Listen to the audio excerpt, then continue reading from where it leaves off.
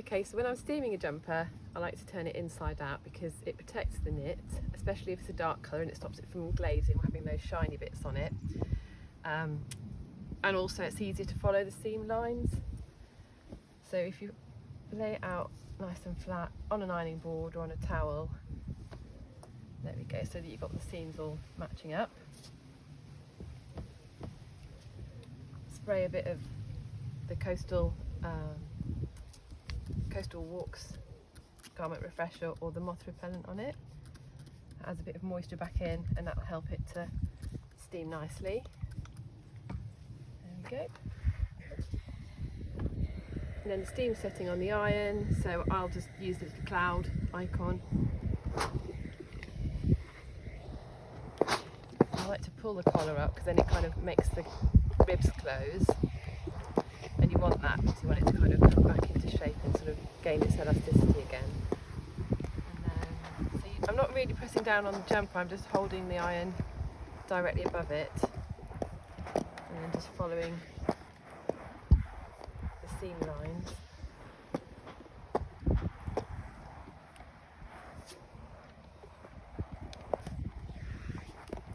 And then when you get to the ribs, you kind of want to ease them back into shape so they're not flaring out. And because it's wool, it's got a natural elasticity to it, which will mean that it naturally closes back again. Cotton would be harder because it hasn't got any stretch, but wool's got a natural elasticity to it. There we go. And then the sleeves the same. When it comes to the sleeves, I like to press them flat along the seam line on both sides, and then across the centre, so you don't get that sort of centre fold, which can sometimes look a little bit cardboard when you're wearing a jumper.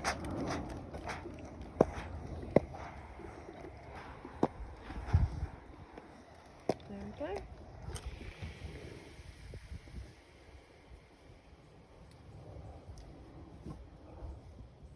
And you can do this after every wear if you feel like the ribs are opening up a little bit too much on your jumper and you want sort of to get a bit more grippy again at the cuff.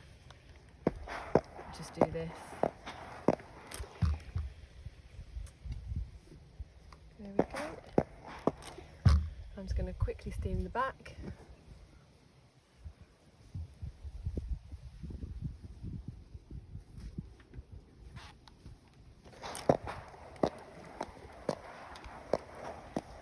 It's quite a satisfying thing to sort of see it all bounce back into shape. There we go. Find out those labels a little bit. And I can see on the bottom of this one there's a few little bobbly bits along the welt, so I'm putting sort of a cross with that because I don't want to sort of encourage any more bobbly bits along the bottom, so sort of pushing them back up into the knit like that. And if there's any bits that won't sort of come off with the comb, you just sort of pull them off with your fingers. But because it's quite a chunky knit, it's quite easy to sort of grab them and pull them off.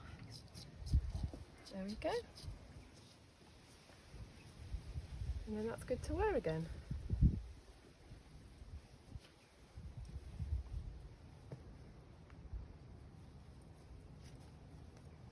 And then if you're not going to wear it immediately, I would fold it.